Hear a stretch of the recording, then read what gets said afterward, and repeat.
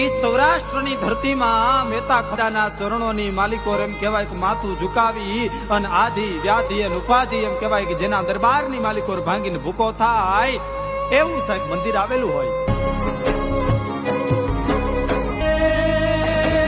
સમરણ કરું ત્યાં સૌની પહેલા દેવ દયાળો ડગમકે.